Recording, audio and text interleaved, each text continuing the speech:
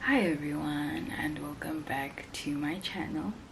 If this is your first time seeing any one of my videos and you're wondering who is she, then hi, my name is Nandie and I am the beautiful hand behind the bold and Ndebele goddess. It's gonna take me a while to get used to that. It's gonna take me a minute, but I'll get it. But yeah.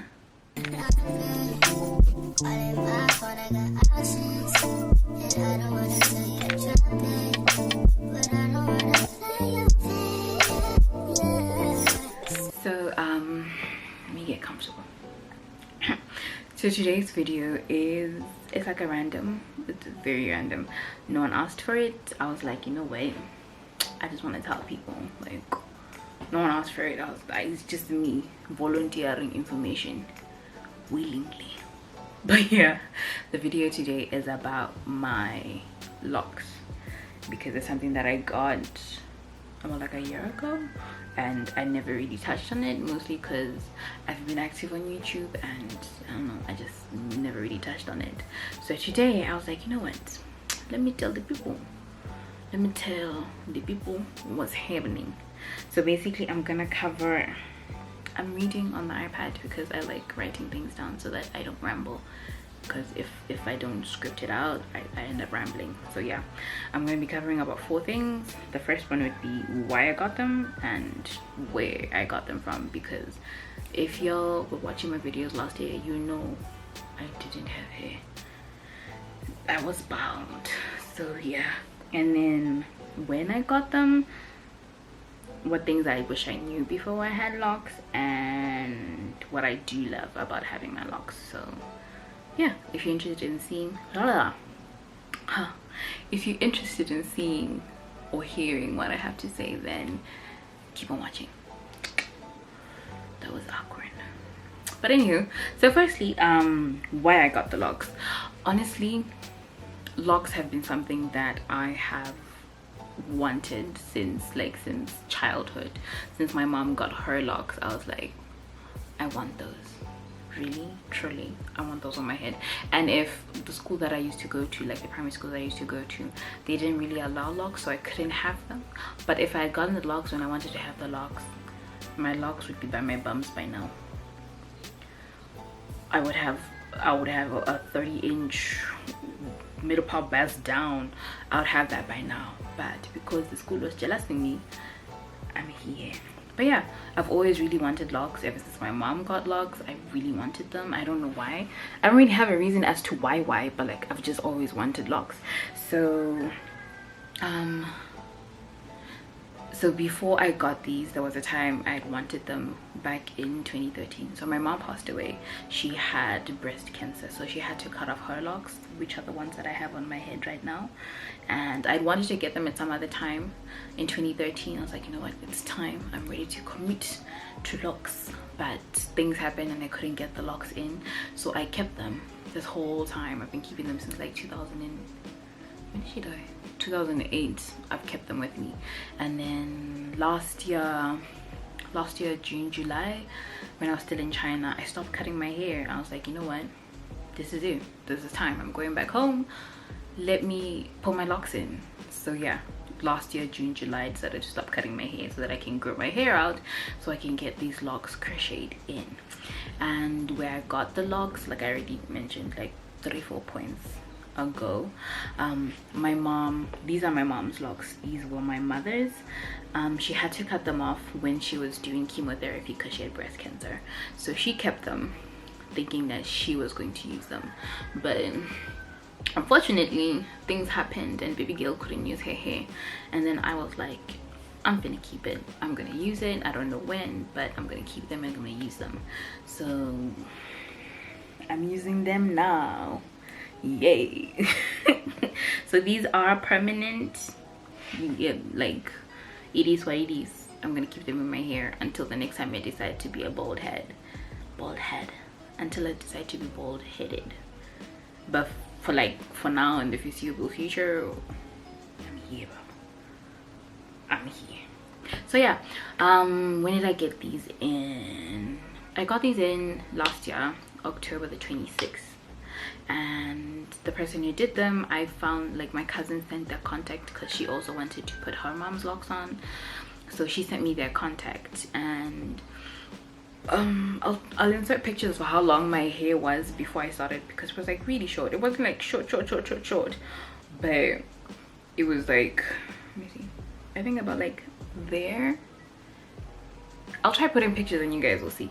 But yeah, so I got the contact of the person who installed the locks for me from my cousin, and I booked an appointment.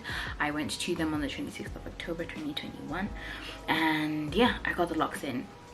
After I got them, I wasn't really happy with the install. I don't know, there just wasn't something that, like, it wasn't connecting nicely together. I didn't like them. They were fluffing out at some point. Like, you could tell where my hair stopped and where the lock continued. And I'm not sure if it was because it was a bad install or because my hair was really short. I'm not really sure, but I never went back to that loctician. Like, after I got the installation in, I never went back to them. And the other thing I didn't like was because the locks kept falling off. Not a lot fell off, but like they were like coming off regularly enough for me to be like, ah, no, you wasted my money. But I paid 450 pula for the initial installation. So then that was in October. November, I found someone else to be my loctician, and they were fine. They were good. Like, when I first went to them, like they kept bad mouthing, not really bad mouthing, but like criticizing the work of the person who had initially installed the locks on my hair. Yeah, who had initially installed the locks on my hair. And I was like, okay, maybe he knows what he's doing, because like he's seeing the maracaracatas on my hair and he's like, yeah, this is rubbish. And then yeah, so he did it the first time, and I was impressed with them because it was like a vast difference from, hold on, anywho, what was I saying? Yeah, like I was initially impressed with the first one because it was like a vast difference from what I had before. And although a few came out, I was like, you know what, I'm still coming back from that other guy. Maybe like the previous work that he had done is still affecting my hair now, and it's not the new guy that I'm with. So like I went back, I think I did the first appointment with the new guy, and then I had like two other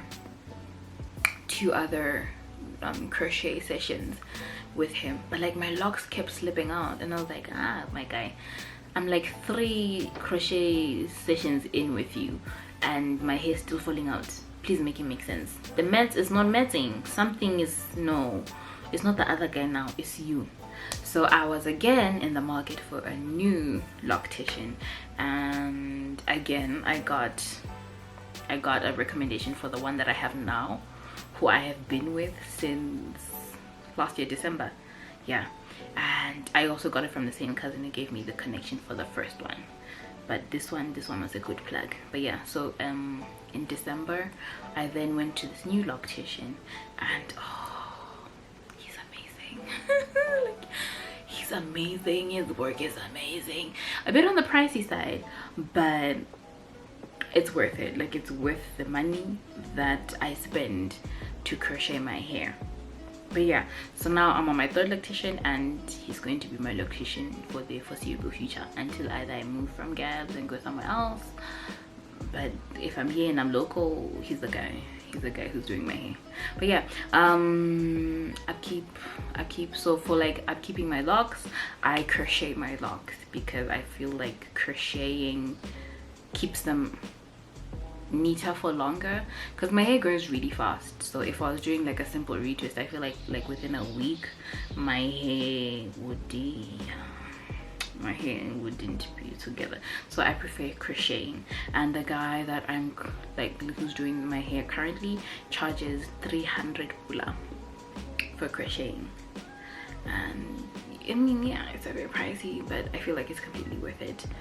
Truly it's worth it. So if you guys would want to get his contact, he also does faux locks as well, and if you want his contact, you can just tell me in the comment section and I will personally give you his number, because I don't want to put his number on blast like that. I mean, I'm sure he would appreciate it, but like I'm not comfortable with that. So like if you want his number, you can then ask me and then I'll give it to you. But yeah, 300 bucks. I do crocheting, and I think that's about it for the locks.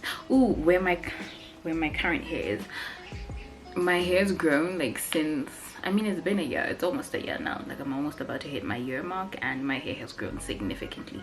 I'll try look for, like, one of them slipped the other day, and I'll try and take a picture of it and show you guys. Like I'll put it somewhere in this empty space and I'll show you guys how long my real hair is. But we've grown, like we've grown, and I like that.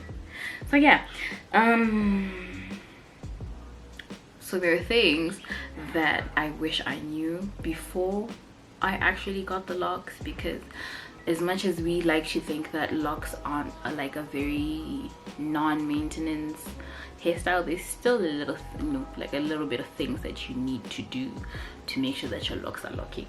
So the first one is that you need to have like an intact moisturization routine, because locks are really dry. Locks get dry super quick, and you need to make sure that you're keeping your hair adequately moisturized and everything is, coming together, because you don't want your hair to dry out and then get brittle and then eventually break off. So you need to make sure that your lock moisturization is on point. If you guys would like a video on how I do my moisturization, just tell me, and then I will tell you guys about it. It's bits of knickknacks of information that I picked up of like a lot of people online, like other women who also have locks. So yeah. And then secondly, for lock extensions, because from like discourse that I've seen online, most people think that people who get well, not most people think, but like most people who usually get lock extensions are doing it to avoid the ugly phase. I don't want to call it that, because I feel like even if your locks are short, they're still cute as fuck. But most people get lock extensions to avoid that phase. I guess I also kind of did it to avoid the phase as well, but it was really just more the hair's there and I want to feel closer to my mom, so it is what it is. But going through like going the lock extension route you don't escape the lock forming phase, because I actually feel like it's more difficult that way, because the bottom of your hair will be like a fully formed, fully matured lock, and then the top is like baby locks. So it's like you're treating two different thingies of hair, even though it's crocheted. I feel like when it's crocheted it's better because the hair is like matted. But yeah, going the why am I buffering? I'm buffering. But anyway, what I was trying to say is going the lock extension route doesn't mean that you're not going to go through the lock formation cycle. Your hair's still going to fuzz, it's still going to bud out. Like mine's doing that. My locks are about, like, my real hair is October, November, January, February, March, April, May, June, July, August, 9-10 months old. So they're not really like mature locks yet, but they are formed because crochet. But they're still going through the lock formation stages. And yeah, just FYI, just because you got extensions doesn't mean you're not going to go through the formation stage, and it actually makes it a bit more difficult. And then thirdly, you need to invest in a good silk or satin bonnet, or a satin scarf, or a silk scarf, or even like a satin pillowcase, because locks are lint magnets. Like, yay, these things pick up lint. Some of the times I don't even know where they're getting the lint from, because this is why I have my hair mostly like in a bun like this at the top, because the moment you let it down and it starts rubbing against things, it's like, oh my gosh, hi lint, how you doing? Like, it is a lint magnet. So please make sure that you invest in a good bonnet or silk scarf or whatever it is. A mulenza will not do, because mulenza also collect lint, so you're just adding lint onto the hair that likes lint. So don't do that, don't be that person. Get a bonnet. If you need a bonnet, I got a good plug. She has really good bonnets. But yeah. And then fourthly, this one is a bit of a controversy, because I'm still trying to see like if it works, because I've seen people online doing it and I'm like, I don't really get it, but I kind of get it, but I don't really get it. It's lock brushing. So I was doing it before, but now I'm kind of taking a break because I keep seeing conflicting information and I don't know personally if it's something that's working for me or not. But some people do lock brushing. If you are going to want to do lock brushing, you need to make sure that you're using a soft bristle brush, because you don't want to use those hard scummels and then now you've brushed out your locks. Well, not really brush them out, but like damage them. So if you're gonna do lock brushing, you need to make sure that it's a soft bristle brush. And I mean, I brush, like now I brush like the boundaries of my hair, like where my edges are out in the front and at the back. But for the most part, I've stopped brushing like the actual lock because I'm not really sure if it's working like that. I even forgot the benefits of it really, but like apparently it's to make your locks fuller, to remove some of the lint on top, which I can see, to distribute the oils in your hair evenly. So yeah, I guess it depends on you as an individual if you actually believe that it does that. But yeah, and finally, what I have learned, what I'm unlearning because of locks. I think it's something that as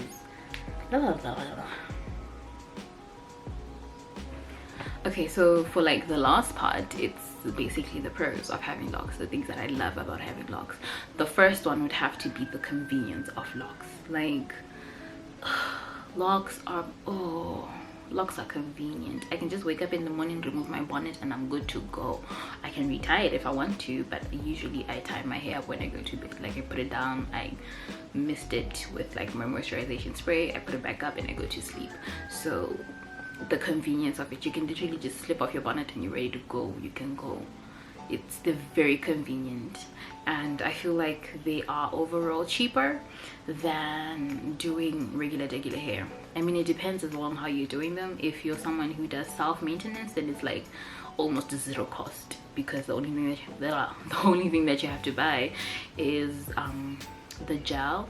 Not really gel because it makes build up, but like the thing that you use to retwist your hair, the shampoo to wash your hair, and that's about it. But even for me, who like goes somewhere else to get my hair maintained, I feel like it's still an affordable, doable thing compared to other forms or other things that we end up doing to our hair. So the first is convenience, the second is price point. It's very manageable, and it's very cheap. Relatively, don't quote me here, but relatively cheap. And the third one is a personal for me, because like I'm using my mom's hair, so I feel closer to my mom. I feel more connected to her, and I just feel like she's with me all the time, which is something that I really appreciate, because it's been a while since she passed away, and I'm like, it's like I have her with me all the time. So that's a big plus for me. And then the last one would be the lesson, or like one of the lessons that I'm currently learning with having locks, which is the lesson of like comfortability with my hair. Because I feel like it's a thing that mostly as Black women we struggle with a lot, which is having our hair presentable at all times. Like, you know, the struggle, like when your braids have grown out and you're like, oh my gosh, I need to do my hair, and just properness and like presentability culture in J is a burden. Honestly, it's a burden on Black women, because our hair can't ever be anything but properly done at all times. And I feel like having locks has helped me deal with that, has helped me lessen the need to do that, because the locks are my hair, and it's my hair that's growing naturally out of my scalp, and I need to learn to be comfortable with my hair as it is in my head, because this is how it's growing out. So whether it's like freshly retwisted, or it's been like 2 months down the line and I haven't done a retwist, I need to learn to be comfortable with myself in that space. And it's been a very freeing lesson. Like, it's been very yeah, it's like a load has come off. I hope it makes sense, but I think that's the biggest thing as well. The other one is patience. Like you really need to be patient with your hair, because it's the hair that you have, and sometimes hair will do what hair does, but it's still your hair and you have to be patient with it. I'm sure there's still like a lot of things I'm going to learn as time goes on and as they grow longer or thinner or shorter or whatever it is that they're doing, but I'm sure there's like a lot of lessons that I'm gonna learn. I don't know why I'm buffering today. Like I really don't know what's happening, but yeah, as I was saying before I buffered, I'm still going to learn a lot of lessons with the hair and growing with the locks, and I'm really excited to see how it goes. But yeah, that's about it. That's about the gist of the video. As more things crop up, I guess I'll share more things with you guys if it makes sense for me to share with you guys, but that's about the gist of the video. I hope you guys enjoyed it. I hope it's, you know, it was a nice, oh baby texting me. I hope it was a nice time filler. I hope it was, you know, nice information. I don't know what people use YouTube videos for, because I watch weird things on YouTube, but like if my video happens to be one of the things that you watch, then I hope it helped and I hope it did what you wanted the video to do. But yeah, I'll see you guys in the next video. Please don't forget to like, comment, share, subscribe to the channel, and turn on the post notification bell so that you don't miss any new videos from me, your girl. All right, bye.